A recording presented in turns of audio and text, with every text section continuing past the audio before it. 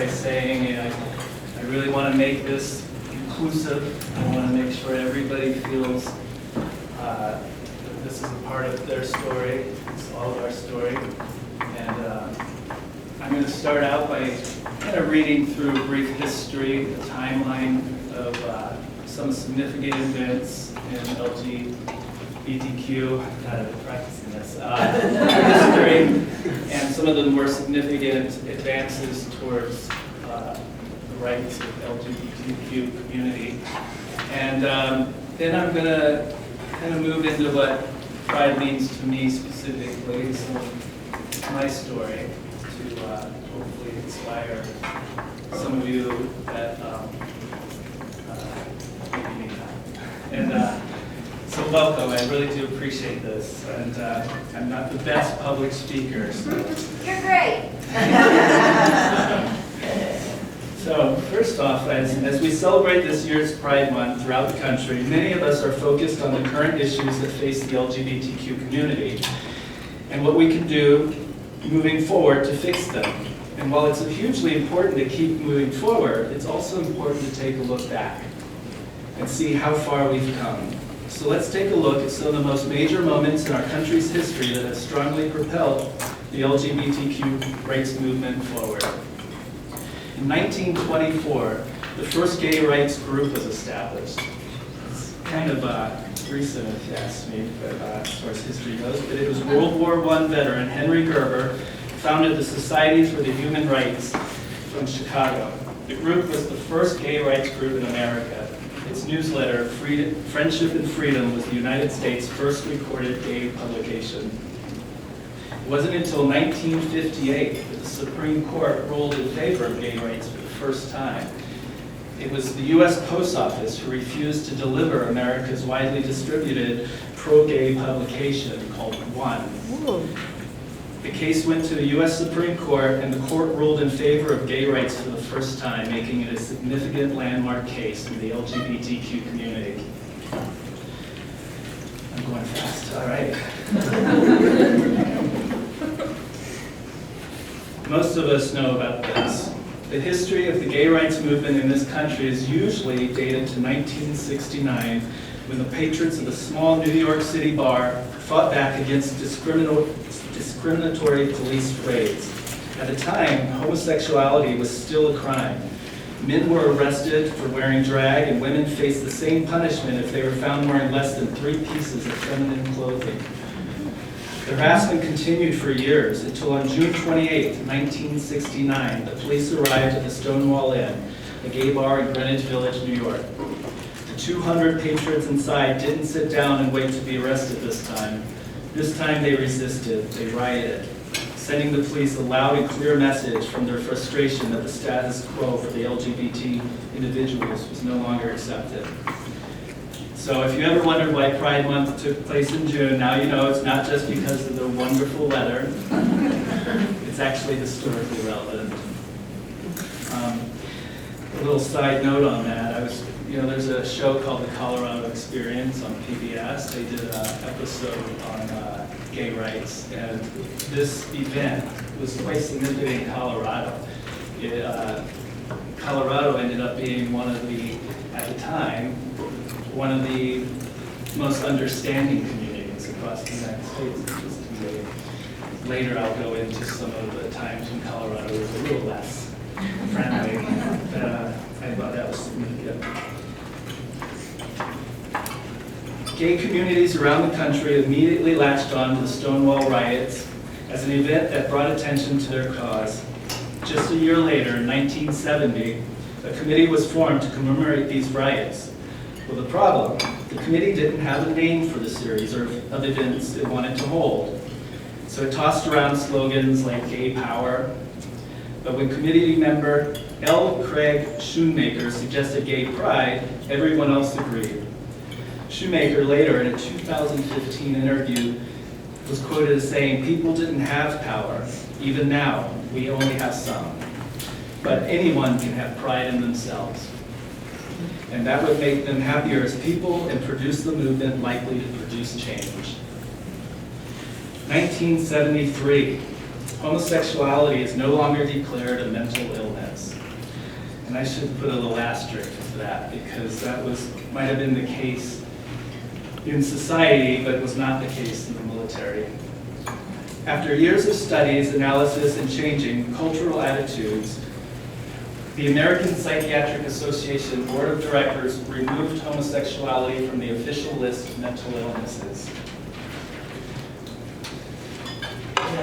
Known as Diagnostic and Statistical Manual of Mental Disorders, a move that was upheld by a vote by the association's membership. Then in 1978, although it seems like a symbol so obvious, it would have been around from the beginning, the rainbow flag didn't come to represent the concept of gay pride until 1978. Before then, it was the pink triangle that had symbolized the community. But if some of you don't realize, the pink triangle was actually an image used during the Nazi Germany to mark sexual deviance in concentration camps. So as we all understand that history, the two groups were sent to concentration camps throughout Germany, and it was the gay community as well as the Jewish community who were gold stars of David. So obviously the triangle wasn't necessarily the most positive image you wanted associated. So artist Gilbert Baker created the first rainbow flag for the San Francisco March, organized by Harvey Milk. Baker's version had 8 stripes originally, rather than the 6 the flag carries today. He intended each stripe to represent an aspect of the community. Hot pink for sex, red for life, orange for healing, yellow for sunlight, green for nature, turquoise for art, indigo for harmony, and violet for spirit. Today, the rainbow flags are the most common symbol at pride parades, and parade goers often wear bright colors that incorporate as many of these colors as possible. I had a little conversation on Facebook with somebody about that too. The reason there are 6 stripes now was a year after they developed the flag, they decided they wanted to adorn the parade routes with the colors from the flags. They needed an even color so that you could have 3 on one side and 3 on the other. So what they did was they incorporated the 2 blues, the turquoise and the indigo. Just a little thing. And they gave up, interestingly enough, the hot pink was removed simply because it was hard to find the fabric. All right, so Harvey Milk, he was, in 1978, was an American politician and the first openly gay elected official in the history of California, where he was elected to the San Francisco Board of Supervisors. Milk served almost 11 months in office, during which he sponsored a bill banning discrimination in public accommodations, housing, and employment on the basis of sexual orientation. However, on November 27th of 1978, Milk and Mayor George Moscone were assassinated by Dan White, who actually was one of their fellow city supervisors. White had recently resigned to pursue a private business enterprise that eventually failed, and he sought to get his old job back. White was sentenced to 7 years in prison for manslaughter and later reduced to only 5. Despite his short career, Milk became an icon in San Francisco and a martyr in the gay community. In 2002, Milk was called the most famous and most significantly open LGBTQ official ever elected in the United States. Milk was posthumously awarded the Presidential Medal of Freedom in 2009. 1987, Barney Frank becomes the second openly gay member of Congress. Being the second because the first was not voluntarily outed. Barney Frank voluntarily came out as gay, and that made him significant in the country's history as being able to stand up and share his pride. Matthew Wayne Shepard, 1976 to October 12, 1998. He was an American student at the University of Wyoming who was beaten, tortured, and left to die near Laramie on the night of October 6, 1998. He was taken by rescuers to Poudre Valley Hospital in Fort Collins, where he died 6 days later from severe head injuries.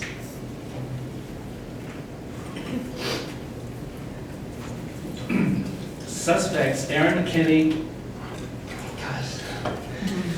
and Russell Henderson were arrested shortly after the attack and charged with first-degree murder.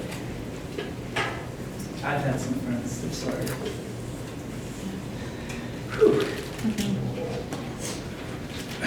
This happens every time. Anyway, I'm just getting ahead of it. It's a little personal to me, that particular story. This didn't happen when I practiced. All right, Shepard's murder brought national and international attention to hate crime legislation at the state and federal levels. But it wasn't until October 2009 that the United States Congress passed the Matthew Shepard and James Gurr Jr. Hate Crime Prevention Act on October 28, 2009. President Barack Obama signed the legislation into law. Amendment 2, another very personal one to me. If you don't know, that's actually how I ended up in Colorado. I was like, wow. In 1992, Colorado voters approved an initiative, an amendment to the Colorado State Constitution that would have prevented any city, town, or country in the state from taking any legislative, executive, or judicial action to recognize homosexuals or bisexuals as a protected class. The amendment was approved by a vote of 53% to 47%. According to public opinion surveys, Coloradans strongly oppose discrimination based on sexual orientation, but at the same time they opposed affirmative action. And the later concern is what led to the adoption of Amendment 2. It led to retaliatory boycotts of the state as it opened up doors for discrimination, such as refusal of medical services, employment opportunities, loss of employment, and more. And by more, I mean violent acts. The case was argued October 10th, 1995, and on May 20th, 1996, the court ruled 6-3 that Colorado Amendment 2 was unconstitutional. April 2000, Vermont takes a huge step towards same-sex marriage legalization.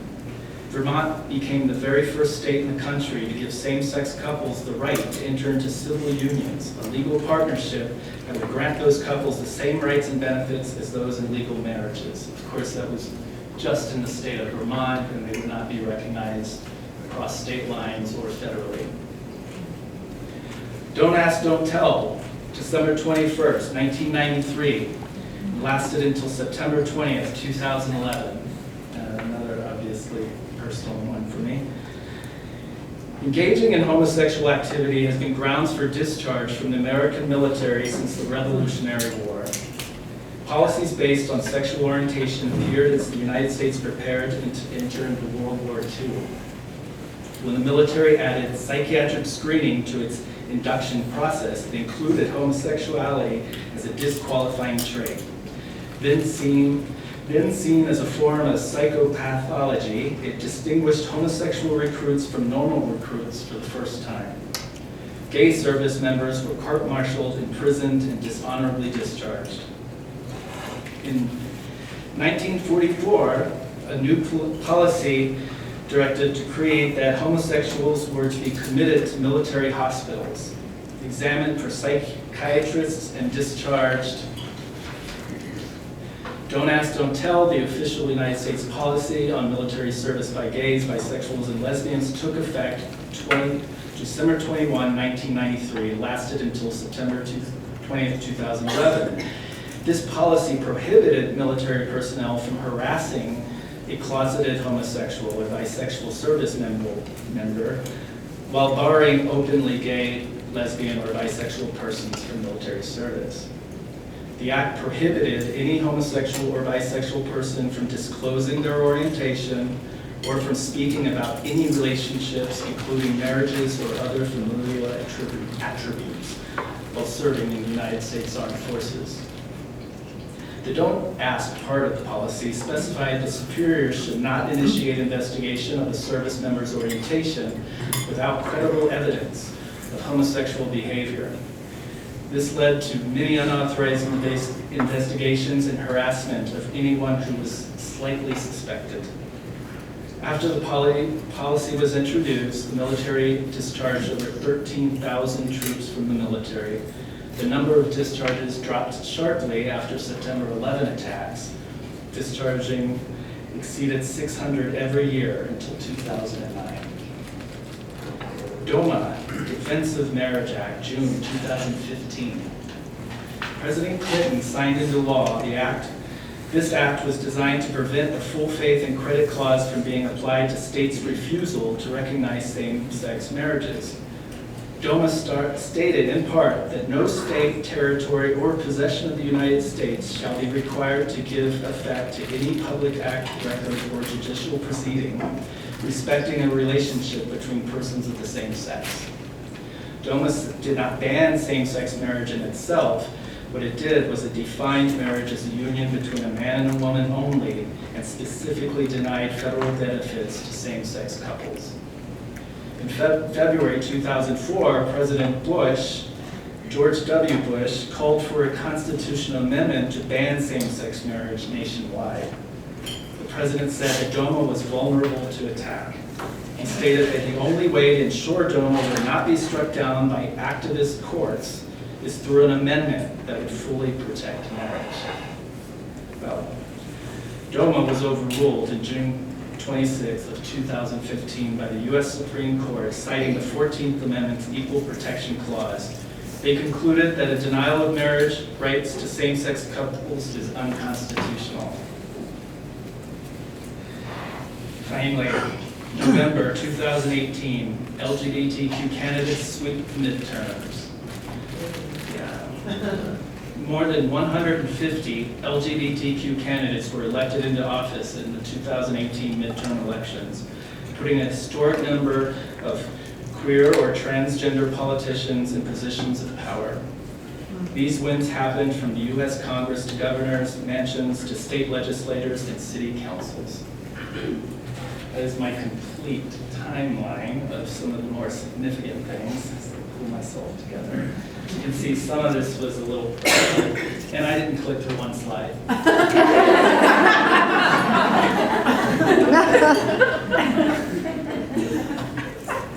right.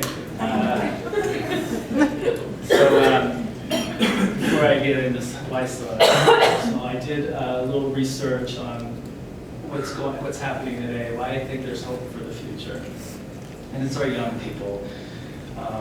I'm so glad to see so many of you here today. Thank you. But we have a long way to go. Recent studies from the Human Rights Campaign, this is where this survey came from, showed that 4 in 10 youth say the community in which they live in does not accept them.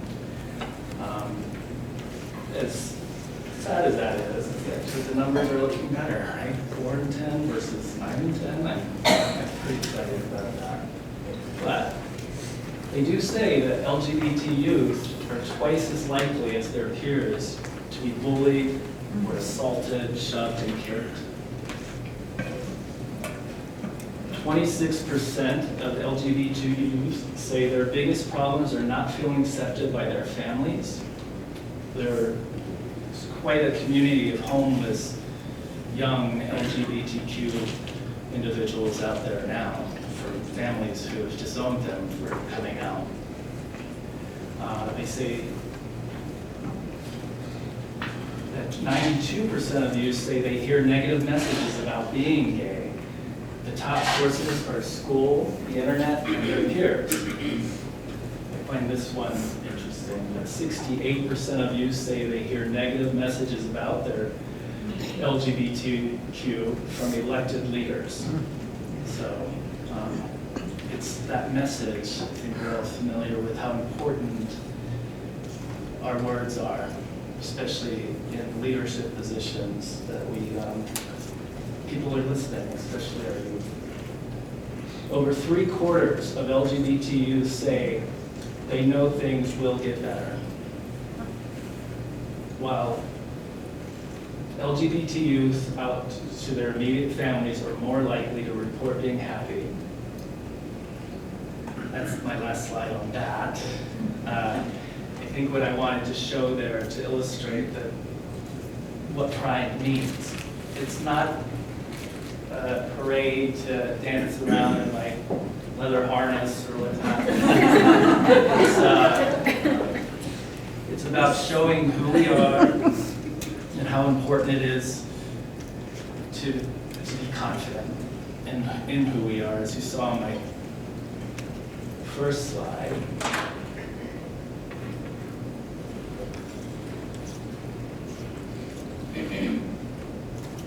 Confidence and self-respect is expressed by members of a group, typically one that's been socially marginalized, on the basis of their shared identity, culture, and experience.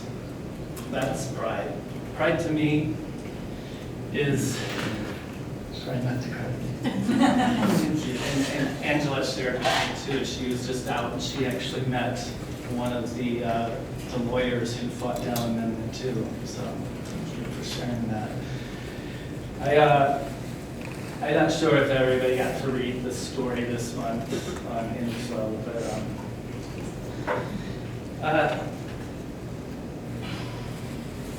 camera. It's okay. It's important to stand up for who you are, what you believe in. Somebody else get up here. When everybody around you is telling you you're wrong. I actually remember when they found out about me.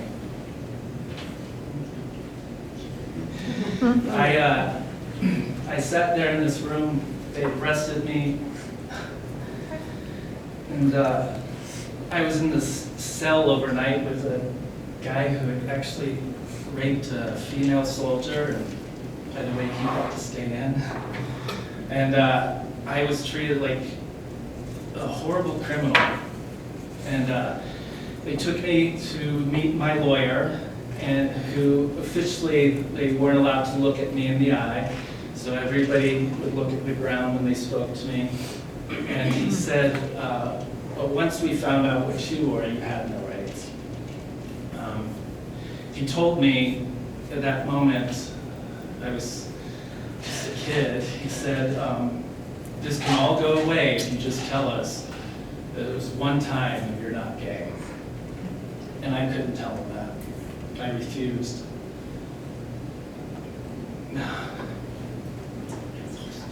But they took everything. But I stood strong and I said, no. That's pride. Be strong, because there's nothing wrong with you. Thank you, guys. All right, it wasn't supposed to turn out this way.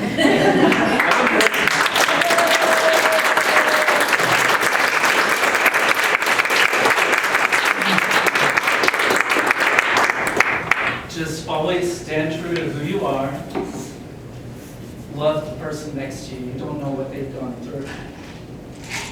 Fight for them. Fight for your rights and their rights.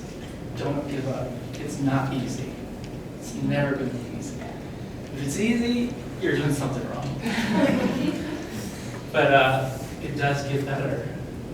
You know, there's lots of love out there. There's lots of good people who understand that we are all equal and that we can make a difference. Just never take no for an answer. I hope that helps some of you.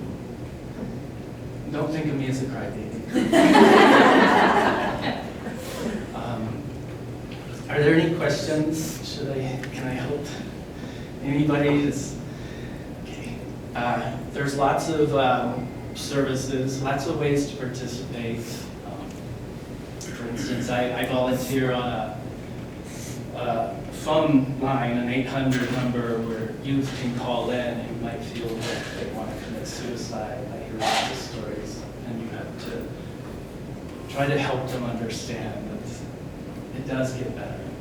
There's lots of opportunities here in Denver if you really want to participate and help people. But it's still out there. We have a long way to go. I thank Denver Water for giving me this opportunity. It's huge. And I'm not going to give up. Never going to give up.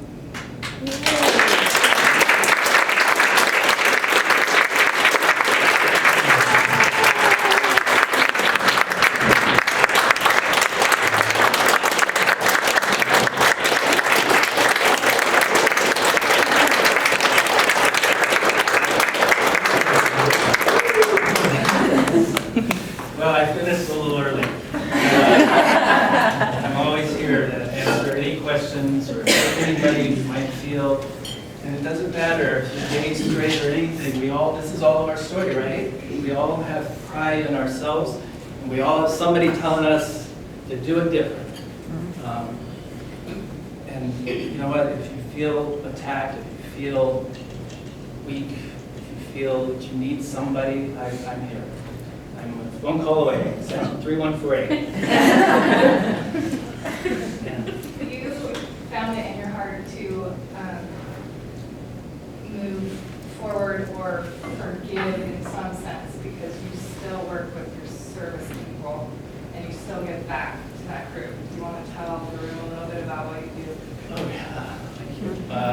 Yeah, so little background on my story. Sure, I was pretty young when I found myself homeless, and I joined the military. That didn't pan out so well. It did, actually. I really enjoyed the service I gave to this country. And, so when I was discarded, I at that same time when he told me that I can make it go away, I also took with me the pride of being a veteran. That they can't take that. They can't tell me I'm broken. So despite policy, I knew that it was my chance to fight. And giving up on my veteran status, giving up on my fellow vets, that wasn't an option. I decided to fight harder to become a support to them. And so today, I continue to fight for veterans. Just last year, I got a proclamation from the mayor of Denver. Every third Saturday in May is now Armed Forces Day of Service. It's an event that I put together where I get volunteers to come and give veterans free heart and health checks, PTSD counseling, legal advice, dental, anything that the VA has a gap in. These services aren't provided to veterans now. So I provide these services for free, and I also give the vaccines to their dogs. So, and we are in our 5th year of doing so, and we're looking at expanding into Fort Collins now, so that's been great.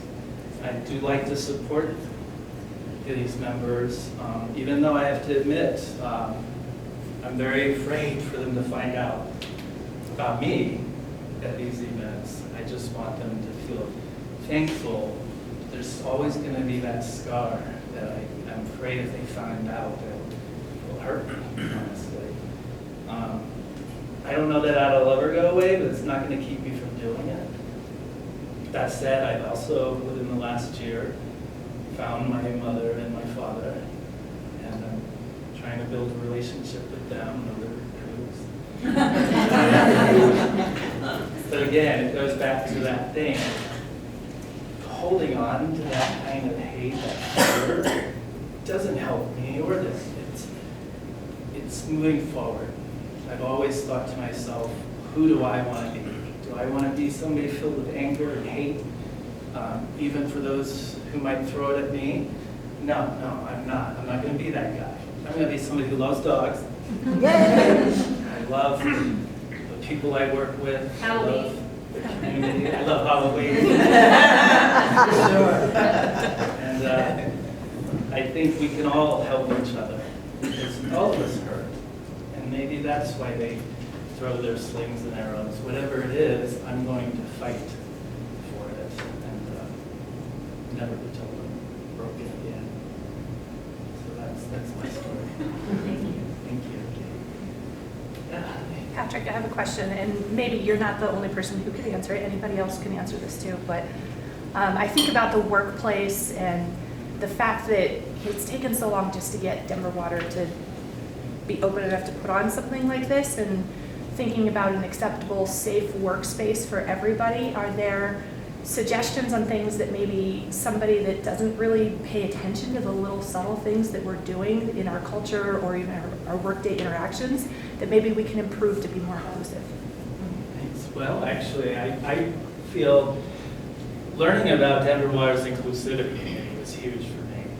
I insisted on being a member because I think it was a incredible opportunity. And I urge everyone in this room to become members in some way, even if it's just being notified of what we're doing. But our goals have been to be that inclusive.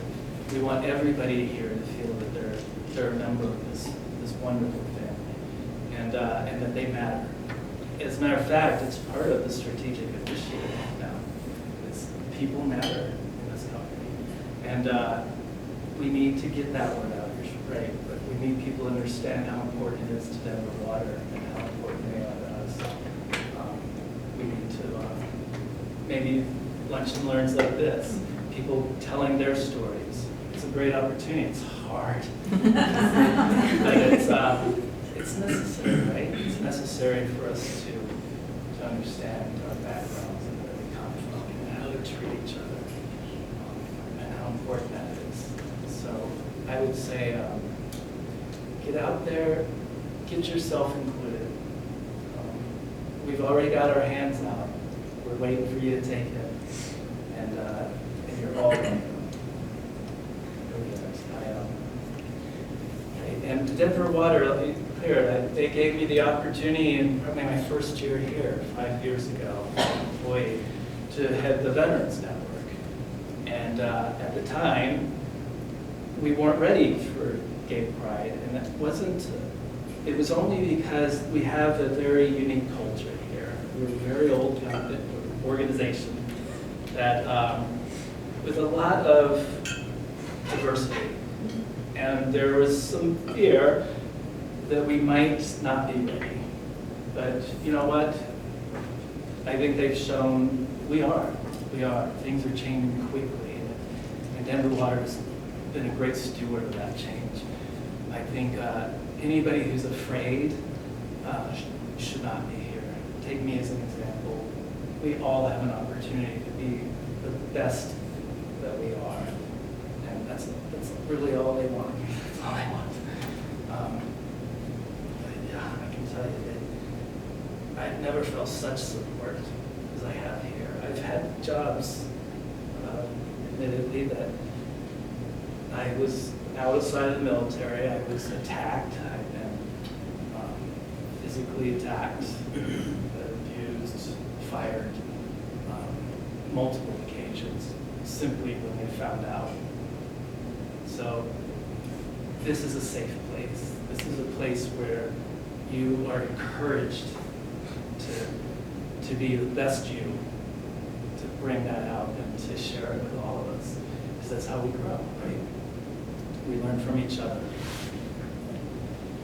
I hope that answered that. When are the inclusivity meetings? Or when are the inclusivity meetings for people that want to come? Once a month on the first Thursday. It's usually the first Thursday. We usually end up in room 139 down on the first floor. Not much longer, because then we'll find out our new home. But you know what? Email me or Lorette, and we'll get you included on the email list, or Mary. And that way you can be made aware. We got our newest member, Adam, just joined us. And yeah, it's a pretty good time. And we do much more. We plan something every month. As you've seen, we have our Black History Month, we have Women's Health Month, we have Men's Health Month, we do Summerfest. Gosh, you name it. This year we did the Game Month, which is awesome, and now Gay Pride. It's just getting better and better. And I think the more we get more inclusive, the bigger it's going to be, and the more exciting opportunities, and new ideas. We love ideas. We just want more ideas. So yeah, I urge you all to participate. It's been great for me. Thank you, everybody. Thank you.